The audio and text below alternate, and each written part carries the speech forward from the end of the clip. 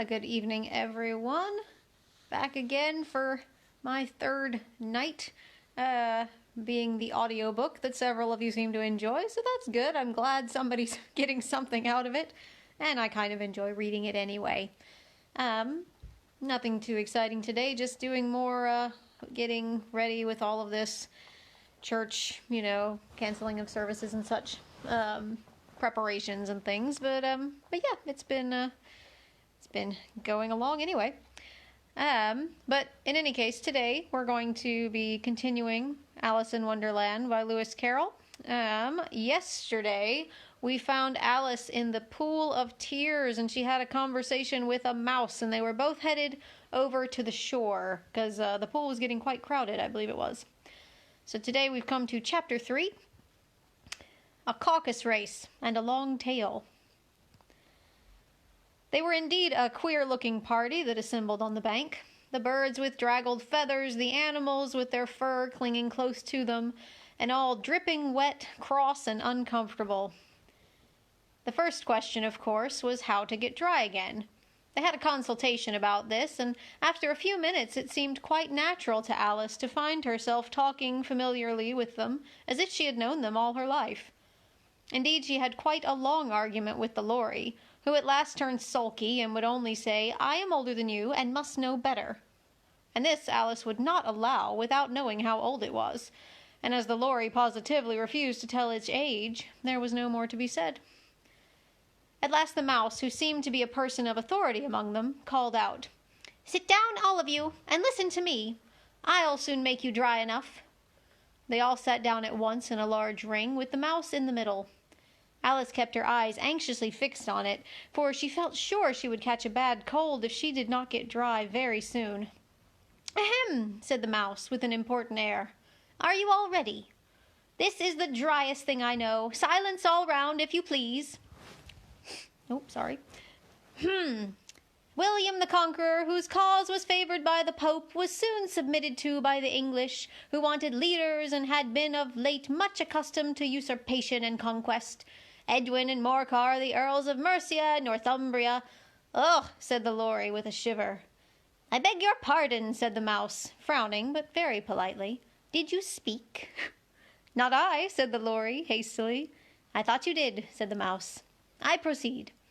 Edwin and Morcar, the Earls of Mercia and Northumbria, declared for him, and even Stigand, the patriotic Archbishop of Canterbury, found it advisable—" "Found what?" said the duck. "Found it," the mouse replied rather crossly. "Of course you know what it means." "I know what it means well enough when I find a thing," said the duck. "It's generally a frog or a worm. The question is, what did the Archbishop find?" The mouse did not notice this question, but hurriedly went on. "Found it advisable to go with Edgar Atheling to meet William and offer him the crown. William's conduct at first was moderate, but the insolence of his Normans— How are you getting on now, my dear?" it continued, turning to Alice as it spoke. "As wet as ever," said Alice in a melancholy tone. "It doesn't seem to dry me at all." "In that case," said the dodo solemnly, rising to its feet, "I move that the meeting adjourn, for the immediate adoption of more energetic remedies." "Speak English," said the eaglet. "I don't know the meaning of half those long words, and what's more, I don't believe you do either." And the eaglet bent down its head to hide a smile. Some of the other birds tittered audibly. "What I was going to say," said the dodo in an offended tone, "was that the best thing to get us dry would be a caucus race." "What is a caucus race?" said Alice. Not that she wanted much to know, but the dodo had paused as if it thought that somebody ought to speak, and no one else seemed inclined to say anything. "Why," said the dodo, "the best way to explain it is to do it. And as you might like to try the thing yourself some winter day, I will tell you how the dodo managed it. First, it marked out a race course, in a sort of circle. The exact shape doesn't matter, it said. And then all the party were placed along the course, here and there. There was no 1, 2, 3 and away, but they began running when they liked and left off when they liked, so that it was not easy to know when the race was over. However, when they had been running half an hour or so, and were quite dry again, the dodo suddenly called out, 'The race is over!'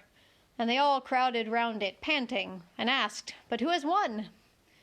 This question the dodo could not answer without a great deal of thought, and it sat for a long time with one finger pressed upon its forehead, the position in which you usually see Shakespeare in the pictures of him, while the rest waited in silence.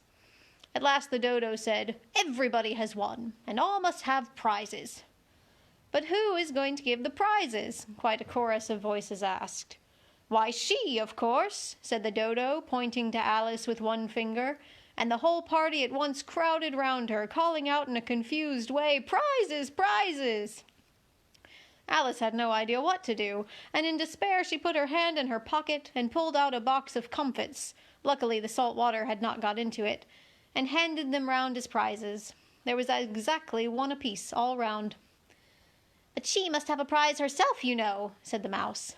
"Of course," the dodo replied very gravely. "What else have you got in your pocket?" he went on, turning to Alice. "Only a thimble," said Alice sadly. "Hand it over here," said the dodo. Then they all crowded round her once more, while the dodo solemnly presented the thimble, saying, "We beg your acceptance of this elegant thimble." And when it had finished this short speech, they all cheered.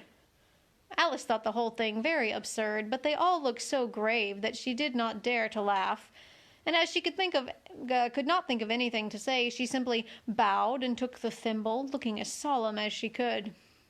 The next thing was to eat the comfits. This caused some noise and confusion, as the large birds complained that they could not taste theirs, and the small ones choked and had to be patted on the back. However, it was over at last, and they sat down again in a ring, and begged the mouse to tell them something more. "You promised to tell me your history, you know," said Alice, "and why it is you hate C and D," she added in a whisper, half afraid that it would be offended again. "Mine is a long and sad tale," said the mouse, turning to Alice and sighing. "It is a long tale, certainly," said Alice, looking down with wonder at the mouse's tail. "But why do you call it sad?" And she kept on puzzling about it while the mouse was speaking, so that her idea of the tale was something like this. I'm going to show you. There you go. Can you see? Can you see the mouse's tail? There you go. The mouse said, "Fury said to a mouse that he met in the house, 'Let us both go to law. I will prosecute you. Come, I'll take no denial. We must have a trial, for really this morning I've nothing to do.' Said the mouse to the cur, 'Such a trial, dear sir, with no jury or judge would be wasting our breath.' 'I'll be judge, I'll be jury,' said cunning old Fury. 'I'll try the whole cause and condemn you to death.' 'You are not attending,' said the mouse to Alice severely. 'What are you thinking of?' 'I beg your pardon,' said Alice very humbly. 'You had got to the fifth bend, I think.' 'I had not,' cried the mouse, sharply and very angrily. 'Not?' said Alice, always ready to make herself useful, and looking anxiously about her. 'Oh, do let me help undo it.' 'I shall do nothing of the sort,' said the mouse, getting up and walking away. 'You insult me by talking such nonsense.' 'I didn't mean it,' pleaded poor Alice. 'But you're so easily offended, you know.' The mouse only growled in reply. 'Please come back and finish your story,' Alice called after it, and the others all joined in chorus. 'Yes, please do.' But the mouse only shook its head impatiently and walked a little quicker. 'What a pity it wouldn't stay,' sighed the lory, as soon as it was quite out of sight, and an old crab took the opportunity of saying to her daughter, 'Ah, my dear, let this be a lesson to you. Never lose your temper.' 'Hold your tongue, Ma,' said the young crab, a little snappishly. 'You're enough to try the patience of an oyster.' 'I wish I had our Dinah here, I know I do,' said Alice aloud, addressing nobody in particular. 'She'd soon fetch it back.' 'And who is Dinah, if I might venture to ask the question?' asked the lory. Alice replied eagerly, for she was always ready to talk about her pet. 'Dinah's our cat, and she's such a capital one for catching mice you can't think. And oh, I wish you could see her after the birds, while she'll eat a little bird as soon as look at it.' This speech caused a remarkable sensation among the party. Some of the birds hurried off at once. One old magpie began wrapping itself up very carefully, remarking, 'I really must be getting home. The night air doesn't suit my throat.' And a canary called out in a trembling voice to its children, 'Come away, my dears. It's high time you were all in bed.' On various pretexts they all moved off, and Alice was soon left alone. 'I wish I hadn't mentioned Dinah,' she said to herself in a melancholy tone. 'Nobody seems to like her down here, and I'm sure she's the best cat in the world. Oh, my dear Dinah, I wonder if I shall ever see you any more." And here poor Alice began to cry again, for she felt very lonely and low-spirited. In a little while, however, she again heard a little pattering of footsteps in the distance, and she looked up eagerly, half hoping that the mouse had changed his mind and was coming back to finish his story. And that's the end of chapter 3. Ooh. So, who do you think the footsteps belong to? Is it the mouse? Is it somebody else? We shall find out. And don't we think Alice might need to stop talking about Dinah? Very good. Right, well, I hope you enjoyed chapter 3. I will hopefully be back tomorrow around the same time for chapter 4. And I'll see you then. All right, bye. Maybe.